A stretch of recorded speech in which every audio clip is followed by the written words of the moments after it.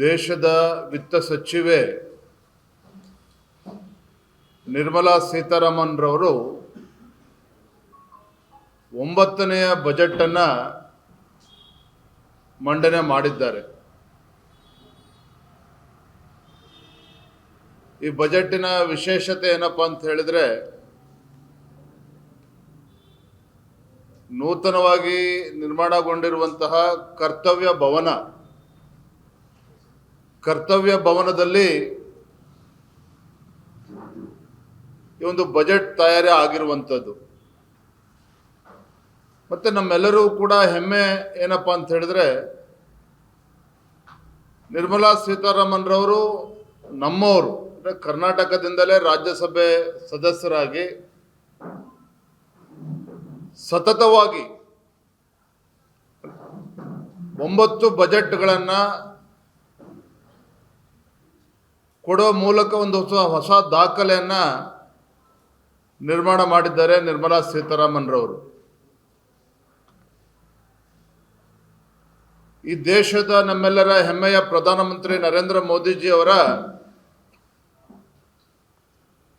ವಿಕಸಿತ ಭಾರತದ ಕನಸು 2047ನೇ ಇಸ್ವಿಗೆ ಈ ಭಾರತ ಒಂದು ಅಭಿವೃದ್ಧಿಶೀಲ ರಾಷ್ಟ್ರವಾಗಿ ಪರಿವರ್ತನೆ ಆಗಬೇಕು, ವಿಕಸಿತ ಭಾರತ ಆಗಿ ಪರಿವರ್ತನೆ ಆಗಬೇಕು ಅನ್ನೋ ಒಂದು ಸಂಕಲ್ಪ ಏನಿದೆ,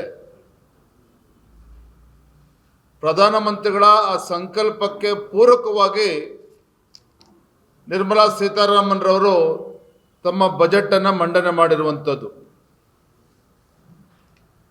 3 ಕರ್ತವ್ಯ ಶಕ್ತಿಗಳ ಆಧಾರದ ಮೇಲೆ ಮಂಡಿಸಲ್ಪಟ್ಟ ಈ ಒಂದು ಬಜೆಟ್ ಉತ್ಪಾದನಾ ಹೆಚ್ಚಳ, ಜನರ ಆಶೋತ್ತರಗಳ ಈಡೇರಿಕೆ ಹಾಗೂ ಸಬ್ಕಾ ಸಾಥ್ ಸಬ್ಕಾ ವಿಕಾಸ್ 3 ಅಂಶಗಳನ್ನು ಗಮನದಲ್ಲಿಟ್ಟುಕೊಂಡು ತಮ್ಮ ಬಜೆಟ್ ಅನ್ನು ಮಂಡನೆ ಮಾಡಿದ್ದಾರೆ. ಮತ್ತು ಎಲ್ಲ ಕ್ಷೇತ್ರಗಳಿಗೂ ಕೂಡ ಆದ್ಯತೆಯನ್ನು ನೀಡಿದ್ದಾರೆ. ಕೈಗಾರಿಕಾ ಕ್ಷೇತ್ರ,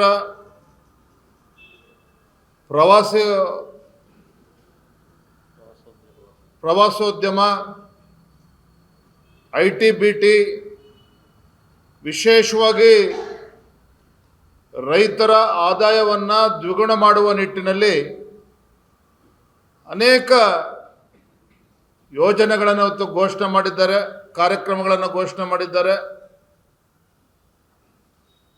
ಯುವ ಶಕ್ತಿಗೂ ಕೂಡ ಪೂರಕವಾಗಿರ್ತಕ್ಕಂಥ ಒಂದು ಬಜೆಟ್ ಅನ್ನು ಮಂಡನೆ ಮಾಡಿದ್ದಾರೆ. ಕ್ರೀಡಾ ಕ್ಷೇತ್ರಕ್ಕೆ ಹೆಚ್ಚು ಒತ್ತನ್ನು ನೀಡುವಂಥ ನಿಟ್ಟಿನಲ್ಲೂ ಕೂಡ ಇವತ್ತು ಕಾರ್ಯಕ್ರಮಗಳನ್ನು ಘೋಷಣೆ ಮಾಡಿದ್ದಾರೆ. ವಿಶೇಷವಾಗಿ ನಾರಿ ಶಕ್ತಿ, ಮಹಿಳೆಯರಿಗೂ ಕೂಡ ಹೆಚ್ಚು ಆದ್ಯತೆಯನ್ನು ನೀಡಿರುವಂಥದ್ದು. ಎಲ್ಲದಕ್ಕಿಂತ ಪ್ರಮುಖವಾಗಿ ಯಾವುದೇ ಒಂದು ಹೊಸ ತೆರಿಗೆಗೆ ಅವಕಾಶವನ್ನು ನೀಡದೇನೆ, ಯಾವುದೇ ಒಂದು ಹೊಸ ತೆರಿಗೆಯನ್ನು ಹೇರದೇನೆ ಸರ್ವಸ್ಪರ್ಶಿ ಸರ್ವವ್ಯಾಪ್ತಿ ಎಲ್ಲ ಕ್ಷೇತ್ರಗಳಿಗೂ ಕೂಡ ಆದ್ಯತೆಯನ್ನು ನೀಡಿ ಈ ದೇಶದ ಸರ್ವತೋನ್ಮುಖ ಅಭಿವೃದ್ಧಿಗೆ ಮುಂದಿನ ದಿನಗಳಲ್ಲಿ ಭಾರತ ಆರ್ಥಿಕವಾಗಿ ಇನ್ನೂ ಕೂಡ ಸದೃಢ ಆಗುವ ನಿಟ್ಟಿನಲ್ಲಿ, ಭಾರತ ವಿಶ್ವಗುರು ಆಗುವ ನಿಟ್ಟಿನಲ್ಲಿ ಒಂದು ಉತ್ತಮ ಬಜೆಟ್ ಅನ್ನು ಶ್ರೀಮತಿ ನಿರ್ಮಲಾ ಸೀತಾರಾಮನ್ ರವರು ಇವತ್ತು ಮಂಡನೆ ಮಾಡಿದ್ದಾರೆ. ಈ ದೇಶದ ಪ್ರತಿಯೊಬ್ಬರೂ ಕೂಡ ಈ ಬಜೆಟ್ ಅನ್ನು ಇವತ್ತು ವೀಕ್ಷಣೆ ಮಾಡಿದ್ದಾರೆ. ಮತ್ತು ಎಲ್ಲರೂ ಕೂಡ ರೈತಾಪಿ ವರ್ಗದ ಜನರಿರ್ಬೋದು, ಮಹಿಳೆಯರಿರ್ಬೋದು, ಯುವಕರಿರ್ಬೋದು, ಮತ್ತು ಬಡವರು ಪ್ರತಿಯೊಬ್ಬರು ಕೂಡ ಈ ಬಜೆಟನ್ನು ಸ್ವಾಗತ ಮಾಡ್ತಾ ಇದ್ದಾರೆ. ನಾವೆಲ್ಲರೂ ಕೂಡ ನಿರ್ಮಲಾ ಸೀತಾರಾಮನ್ ಅವರು ಮಂಡನೆ ಮಾಡಿರುವಂತಹ 9ನೇ ಬಜೆಟ್ ನಾವು ಕೂಡ ಇದನ್ನು ಭಾಳ ಸಂತೋಷದಿಂದ ಸ್ವಾಗತ ಮಾಡ್ತಾ ಇದ್ದೇವೆ. ಕೇಂದ್ರ ಸರ್ಕಾರದಿಂದ ರಾಜ್ಯಕ್ಕೆ ಅನ್ಯಾಯ ಆಗಿದೆಯೋ ಅನುಕೂಲ ಆಗಿದೆಯೋ ಇವೆಲ್ಲದರ ಬಗ್ಗೆ ನಾಳೆ ದಿನ ನಾನು ಮಾತನಾಡ್ತೇನೆ. ಟೀಕೆ ಮಾಡುವಂಥದ್ದೇ ಸಿದ್ದರಾಮಯ್ಯ ಸರ್ಕಾರದ ಸಾಧನೆ ಆಗಿದೆ. ಹಾಗಾಗಿ ಅದ್ರ ಬಗ್ಗೆ ಇವತ್ತು ಹೆಚ್ಚು ಒತ್ತನ್ನು ನೀಡಿದ್ದೇನೆ.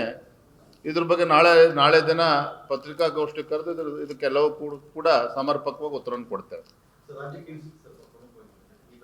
ಅಲ್ಲ ಮಾತನಾಡ್ತಾನೆ. ಯಾಕೆಂತ ಹೇಳಿದ್ರೆ ಈಗ ವಿಶೇಷವಾಗಿ ಹೈ ಸ್ಪೀಡ್ ರೈಲ್ ಬಗ್ಗೆ ಮಾತನಾಡಿದ್ದಾರೆ. ಹೈದರಾಬಾದ್ ಬ್ಯಾಂಗ್ಳೂರ್, ಚೆನ್ನೈ ಬ್ಯಾಂಗ್ಳೂರ್ ಇವೆಲ್ಲದ್ರ ಬಗ್ಗೆ ನಾಳೆ ಚರ್ಚೆ ಮಾಡಿ. ನಾಳೆ ದಿನ ನಿಮಗೆ ಎಲ್ಲದಕ್ಕೂ ಕೂಡ ಉತ್ತರ ಸಿಗ್ತದೆ. ಆದರೆ ಒಂದು ನಾವೆಲ್ಲರೂ ಕೂಡ ಗಮನಿಸಬೇಕಾಗಿರ್ತಕ್ಕಂಥ ವಿಚಾರ ಅಂತ ಹೇಳಿದ್ರೆ ಜಿಯೋ ಪೊಲಿಟಿಕ್ಸನ್ನು ಕೂಡ ನಾವು ಗಮನಿಸಬೇಕು. ಅಮೆರಿಕಾದಲ್ಲಿ ಯಾವ ರೀತಿ ಬದಲಾವಣೆಗಳನ್ನು ತಾವು ನೋಡ್ತಾ ಇದ್ದೀರಿ, ಯಾವ ರೀತಿ ಒಂದು ಆರ್ಥಿಕ ಸಂಕಷ್ಟಕ್ಕೆ ದೂಡುವಂಥ ಕೆಲಸ ದೇಶ ಮಾಡ್ತಾ ಇದೆ. ರಷ್ಯಾ ಯುಕ್ರೇನ್ ವಾರ್ ಇರ್ಬೋದು, ಇಸ್ರೇಲ್ ಪ್ಯಾಲೆಸ್ಟೈನ್ ವಾರ್ ಇರ್ಬೋದು. ಅಂದರೆ ಒಂದು ರೀತಿ ಜಾಗತಿಕ ಸಂಕಷ್ಟದ ಕಾಲಘಟ್ಟದಲ್ಲಿ ನಾವೆಲ್ಲರೂ ಕೂಡ ಇದ್ದೇವೆ. ಇದರ ನಡುವೆನೂ ಸಹ ವಿತ್ತ ಸಚಿವೆ ನಿರ್ಮಲಾ ಸೀತಾರಾಮನ್ ರವರು ಈ ದೇಶ ಯಾವ ಅಭಿವೃದ್ಧಿಯ ಪಥದಲ್ಲಿ ಇವತ್ತು ಸಾಗ್ತಾ ಇದೆ ಅದು ಇನ್ನೂ ಹೆಚ್ಚು ವೇಗವಾಗಿ ಭಾರತ ಸಾಗಬೇಕು, ಇವೆಲ್ಲದನ್ನು ಕೂಡ ಗಮನದಲ್ಲಿ ಇಟ್ಕೊಂಡ್ರೆ ಗ್ಲೋಬಲ್ ಚಾಲೆಂಜಸ್ ನಡುವೆನೂ ಸಹ ನಮ್ಮ ದೇಶದ ಅಭಿವೃದ್ಧಿಯ ಪಥದಲ್ಲಿ ಸಾಗಬೇಕು, ಎಲ್ಲ ಅಂಶಗಳನ್ನು ಗಮನದಲ್ಲಿ ಇಟ್ಕೊಂಡು ಅತ್ಯುತ್ತಮ ಬಜೆಟನ್ನು ನಿರ್ಮಲಾ ಸೀತಾರಾಮನ್ ಅವರು ಮಂಡನೆ ಮಾಡಿದ್ದಾರೆ. ನಮ್ಮ ದೇಶದಲ್ಲಿರ್ತಕ್ಕಂಥ ವಿರೋಧ ಪಕ್ಷ ಕಾಂಗ್ರೆಸ್ ಟೀಕೆ ಮಾಡ್ತಕ್ಕಂಥದ್ದು ಸಹಜ. ಆದರೆ ಇದರ ನಡುವೆನೂ ಸಹ ಭಾರತ ಇವತ್ತು 4ನೇ ದೊಡ್ಡ ಒಂದು ಆರ್ಥಿಕ ಶಕ್ತಿಯಾಗಿ ದಾಪುಗಾಲು ಹಾಕ್ತಾ ಇದೆ ಅಂತ ಹೇಳಿದ್ರೆ ಪ್ರಧಾನಮಂತ್ರಿ ನರೇಂದ್ರ ಮೋದಿಜಿಯವರ ಸಬ್ಕಾ ಸಾಥ್ ಸಬ್ಕಾ ವಿಕಾಸ್ ಸಬ್ಕಾ ಪ್ರಯಾಸ್ और ಸಬ್ಕಾ ವಿಶ್ವಾಸ್ ಈ ಮೂಲ ಮಂತ್ರ ಏನಿದೆ ಇದರ ಆಧಾರ ಅಡಿಯಲ್ಲೇ ಇವತ್ತು ಭಾರತ ಇವತ್ತು ಅಭಿವೃದ್ಧಿಯ ಪಥದಲ್ಲಿ ಸಾಗ್ತಾ ಇದೆ ಅನ್ನೋದನ್ನು ಕೂಡ ನಾವು ಯಾರು ಕೂಡ ಮರೆಯೋದಕ್ಕೆ ಸಾಧ್ಯ ಇಲ್ಲ. ಒಬ್ಬ ಉದ್ಯಮಿಯಾಗಿ ಮೋಹನ್ ದಾಸ್ ಪೈ ಅವರು ಇರ್ಬೋದು ಮತ್ತು ಯಾರೇ ಇರ್ಬೋದು ಸಲಹೆ ಕೊಡೋದು ಸಹಜ. ಅದನ್ನು ನಿರ್ಮಲಾ ಸೀತಾರಾಮನ್ ರವರು ಪ್ರಧಾನಮಂತ್ರಿಗಳು ಅದನ್ನು ಗಮನಿಸ್ತಾರೆ. ಆದರೆ ಒಂದಂತೂ ಸ್ಪಷ್ಟ, ಕೇಂದ್ರದಲ್ಲಿ ನರೇಂದ್ರ ಮೋದಿಜಿ ನೇತೃತ್ವದ ಭಾರತೀಯ ಜನತಾ ಪಾರ್ಟಿ ನೇತೃತ್ವ NDA ಸರ್ಕಾರ ಬಂದ ಮೇಲೆ ಟ್ಯಾಕ್ಸ್ ಸ್ಲ್ಯಾಬ್ನಲ್ಲೂ ಕೂಡ ಸಾಕಷ್ಟು ಸುಧಾರಣಾ ಕ್ರಮಗಳನ್ನು ತಂದು ಸ್ಲ್ಯಾಬ್ಗಳನ್ನು ಕಡಿಮೆ ಮಾಡಿ ಆ ಇಲಾಖೆನಲ್ಲಿ ಇನ್ಕಮ್ ಟ್ಯಾಕ್ಸ್ ಡಿಪಾರ್ಟ್ಮೆಂಟ್ನಲ್ಲಿ ಇವತ್ತು ಸಾಮಾನ್ಯ ಜನರಿಗೆ ಮತ್ತು ಯಾರಿಗೂ ಕೂಡ ಕಿರುಕುಳ ಆಗಬಾರ್ದು ಅನ್ನೋ ನಿಟ್ಟಿನಲ್ಲಿ ಫೇಸ್ಲೆಸ್ ಅಂಶಗಳನ್ನು ಕೂಡ ತೆಗೆದುಕೊಂಡು ಬಂದು ಈಗ ಸಾಕಷ್ಟು ಸುಧಾರಣೆಗಳನ್ನು ಮಾಡಿದ್ದಾರೆ. ಹಾಗಾಗಿ ಮೋಹನ್ ದಾಸ್ ಪೈ ಆಗಲಿ ಯಾರೇ ಸಲಹೆಗಳನ್ನು ಕೊಟ್ಟರೂ ಕೂಡ ಅದನ್ನು ಸಲಹೆಗಳನ್ನು ಗಮನಿಸಿ ಮಾನ್ಯ ವಿತ್ತ ಸಚಿವರು ಅದಕ್ಕೆ ಸೂಕ್ತವಾಗಿರ್ತಕ್ಕಂಥ ಆ್ಯಕ್ಷನನ್ನು ಕೊಡ್ತಾರೆ. Thank you. ಒಬ್ಬೊಬ್ರದ್ದು ಒಂದೊಂದು ವಿಚಾರಗಳಿರ್ತದೆ. ಹಣಕಾಸಿನ ಸಚಿವೆ ಎಲ್ಲದನ್ನು ಕೂಡ ಗಮನದಲ್ಲಿ ಇಟ್ಕೊಂಡು ದೇಶದ ಹಿತದೃಷ್ಟಿಯಿಂದ ಯಾವ್ಯಾವುದನ್ನು ಸರಳೀಕರಣ ಮಾಡಬೇಕು, ಯಾವ್ಯಾವ ಯೋಜನೆಗಳನ್ನು ತರಬೇಕು, ಕಾರ್ಯಕ್ರಮವನ್ನು ಕೊಡಬೇಕು, ಅದೆಲ್ಲವನ್ನು ಗಮನದಲ್ಲಿ ಇಟ್ಕೊಂಡು ಮಾಡಿದ್ದಾರೆ. ಹಂತ ಹಂತವಾಗಿ ಎಲ್ಲವನ್ನು ಕೂಡ ಮಾಡ್ತಾರೆ. ಧನ್ಯವಾದ. Thank you.